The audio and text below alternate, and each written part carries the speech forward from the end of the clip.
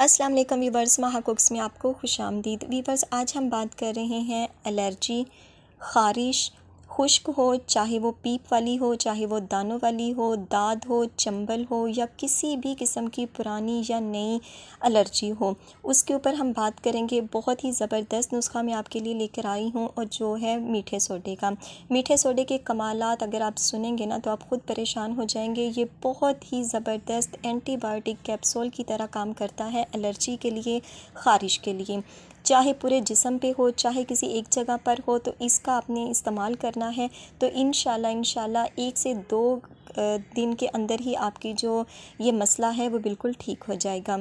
तो वीवर्स, सबसे पहले जब आपको पता चले कि आपकी ख़ारिश हो रही है या एलर्जी की शिकायत हो रही है, तो सबसे पहले आपने एक काम करना है, अपने जो नेल्स हैं उनको कट कर देना है। आपके जो नेल्स बिल्कुल नहीं होने चाहिए, क्योंकि बाज़ टाइम ऐसा होता है कि हम बहुत ज़्यादा गर्म चीज़ों का इस्तेमाल कर लेते हैं, खजूर वगैरह, शहद वगैरह, इस तरह की गर्म चीज़ों का इस्तेमाल कर लेते हैं, या बाहर के जो खाने हैं उनका इस्तेमाल ज़्यादा हो जाता है, तो हमारे खून के अंदर जो एलर्जी हो जाती है और हम क्या करते हैं, अपने नाखूनों से उसको खुजाने लगते हैं। बाज़ टाइम तो हमें सुकून मिलता है, लेकिन उसके बाद वो मसला हमारा ज़्यादा बिखर जाता है। तो इसलिए सबसे पहले अपने नेल्स को कटिंग करना है, सफाई का ख़ास ख्याल रखना है और उस चीज़ को खुजाना बिल्कुल भी नहीं है, क्योंकि ये मसला जो है ये हमारे खून के अंदर है। तो इस मसले को हमने कैसे ख़त्म करना है, इस एलर्जी को, इस ख़ारिश को हमने कैसे ख़त्म करना है।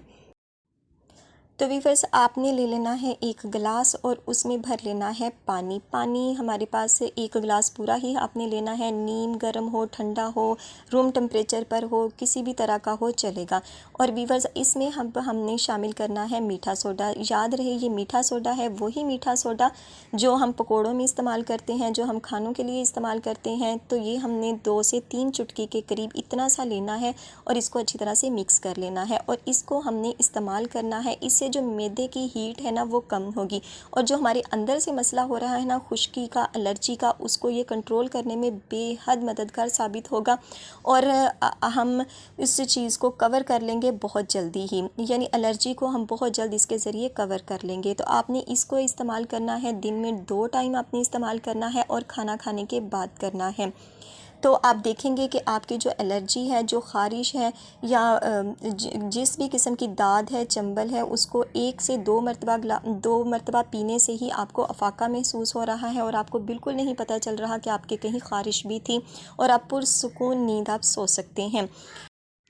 और वीवर्स, जब मौसम चेंज होता है तो हमारे जिस्म में जो चिकनाई है या नमी है वो वैसे ही कम होना शुरू हो जाती है और जब हम नहाते हैं या शावर लेते हैं तो मैल के साथ साथ जो चिकनाई है या हमारे बॉडी की जो नमी है वो भी कम होना शुरू हो जाती है और यहीं से मसला बनता है एलर्जी का और ख़ारिश का। और इसको हम मज़ीद बढ़ावा दे देते हैं अपने नाखूनों के ज़रिए उसको खुजा खुजा के। तो इसलिए आपने अपने जिस्म को, अपने जो बदन को वो नम रखना है, बेशक वो लोशन की सूरत में हो या ऑयल की सूरत में हो। ये ऑयल मैंने आपको एलर्जी के लिए या ख़ारिश के लिए बनाना बताया है, बेहद मुफीद है।